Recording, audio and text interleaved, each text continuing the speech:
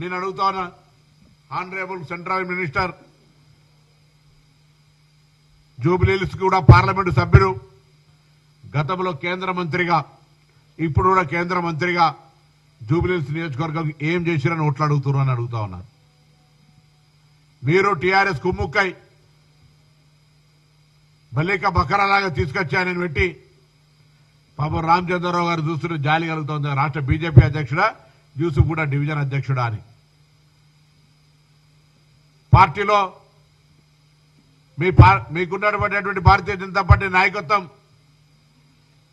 TRS పార్టీకి surrender politics చేసినట్టుగా కనబడతా ఉంది. మీకు పైన నాయకత్వం ఢిల్లీలో దోస్తీ గల్లీలో కుస్తీలో భాగంగా పోయినసారి పాపం పోటీ చేస్తే 20,000 చిల్లర వచ్చినట్టే, ఈసారి 10,000 కూడా వస్తాయో రావో ఆలోచన చేయాల్సిన అవసరం ఉంది. అందుకే ప్రజలు అప్రమత్తం కావాలి. ఈ రెండు ఒకటే. ఇవాళ గెలిచే హైదరాబాద్ అభివృద్ధి, జూబ్లీహిల్స్ అభివృద్ధి ఆకాంక్షించే అందరూ కూడా ఈ రెండు పార్టీల అధికారంలో ఉండి ఈ నియోజకవర్గ నిర్లక్ష్యం, ఈ నియోజకవర్గ ప్రజల పట్ల అలక్ష్యం చేసిండ్రు కాబట్టే ఇవాళ ఇక్కడ కాంగ్రెస్ గెలిపించే విధానంగా ముందుకు పోతా ఉన్నారు. కిషన్ రెడ్డి గారు నేరుగా అడుగుతా ఉన్నాం, రండి బహిరంగ చర్చకు. మీరు 10 సంవత్సరాలు ప్లస్ 2 12 ఏళ్ల కేంద్రం నుంచి ఏం తెచ్చిర్రో, 10 సంవత్సరాల నుంచి టీఆర్ఎస్ నుంచి వాళ్ళు ఏం చేసిరో, 2 ఏళ్లలో మేమేం చేసిండో యూసుఫ్ కూడా చౌరస్తా మీద చర్చకు సిద్ధం. ఊరికే మాటలు కాదు, ఆధారాలతో రండి, మేము కూడా చూపించడానికి సిద్ధంగా ఉన్నామని మనం చేస్తా ఉన్నాం. కుమ్ముక్కు రాజకీయాల ద్వారా నేరుగా ఇండివిజువల్ గా సింగిల్ గా ఎదుర్కోలేక రెండు పార్టీలు ఆ నియోజకవర్గంలో కుమ్ముక్కు రాజకీయంతో చేసి గత ఒప్పందాల్లో భాగంగా ఆయనకు పార్లమెంటుకు ఈజీగా గెలవడం కొరకని ఆయన ఛాయిస్ క్యాండిడేట్లను పెట్టుకోవాలి. ఒకసారి శ్రీనివాస యాదవ్ కొడుకు మనోహరు పద్మారావు గారిని ఏదో ఊరికినట్లా అభ్యర్థిని పెట్టిన మాట పెట్టిన తప్ప కిషన్ రెడ్డి గారికి టీఆర్ఎస్ మౌత్ పీసును లోపల అమర్చి టీఆర్ఎస్ విధానాలను ఆయనే కోఆర్డినేట్ చేసే బాధ్యత పేపినటువంటి పరిస్థితులలో ప్రజలు ఆలోచన చేస్తారు. పాపం బీజేపీ నాయకత్వం చూస్తుంటే జాలి కలుగుతోంది ఆ నియోజకవర్గంలో. రాష్ట్ర వ్యాప్తంగా ఇంత అండర్స్టాండింగ్ ఉంది లీడర్స్ లని నేను కాదు మాట, నేరుగా వాళ్ళ శాసనసభ్యుడు రాజా సింగ్ గారని చెప్తా ఉన్నారు.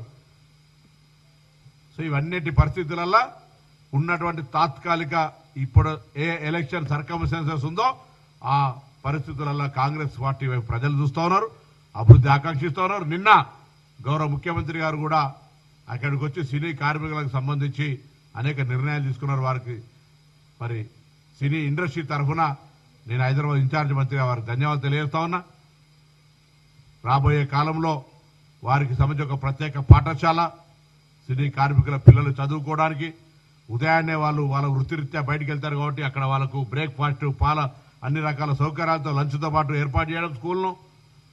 దాంతోపాటు వాళ్ళకు సంబంధించిన పొద్దున సినీ కార్మికులుగా ఏదైనా సినిమా రేట్లు పెంచాల్సి వస్తే 20% లాభాన్ని కార్మికులకు ఇచ్చేటువంటి అంశంతో పాటుగా వాళ్ళకు ఒక 10 కోట్ల రూపాయల కార్పస్ ఫండ్ ఇచ్చి ఏదైనా అనారోగ్యానికి పాలైతే చనిపోతే వాళ్ళకు సంబంధించినటువంటి అమౌంట్ను వాళ్ళకు సంబంధించి ఒక లాభం వాళ్ళకు అందుకునే విధంగా, ఆరోగ్యశ్రీకి సంబంధించి వాళ్ళందరినీ చేసుకునే విధంగా, ఇందిరమ్మ ఇళ్లలో వాళ్ళకి లబ్ధికి సంబంధించి అర్హతను బట్టి ఇందిరమ్మ ఇళ్లలు ఇచ్చే విధంగా ఇన్ని విధానపరమైనటువంటి ఆలోచనలతోటి మరి ముఖ్యమంత్రి గారు సినీ ఇండస్ట్రీకి గతంలో ఇచ్చిన హామీ ప్రకారంగా, గతంలో సమ్మె జరిగే సందర్భంగా ఇచ్చినటువంటి మాట ప్రకారంగా అన్ని అమలు చేయడానికి ఇప్పటికే ఆదేశాలు ఇచ్చిన దృష్ట్యా నిన్న సన్మాన సభ జరిగినప్పుడు ఇవన్నీ కూడా నేను సినీ ఇండస్ట్రీకి అండగా ఉంటా అని చెప్పినటువంటి సందర్భం కూడా ఈ సందర్భంగా జ్ఞాపకం చేస్తా ఉన్నా.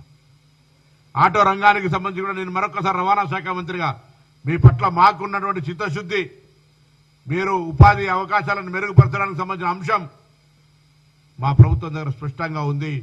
రాజకీయాలు చేసే ప్రయత్నం చేస్తారు వీళ్ళు. నేరుగా అక్కా చెల్లెలు, తెలంగాణ అక్కా చెల్లెలు అడుగుతా ఉన్నాం. మీరే ఆటో కార్మికుల కన్సర్న్ చూపెడుతున్నారు కదా, తెలంగాణలో ఉన్నటువంటి ఉచిత బస్సు ప్రయాణాన్ని ఎత్తేసేటువంటి ఆలోచన మీకు ఉన్నట్టే కదా.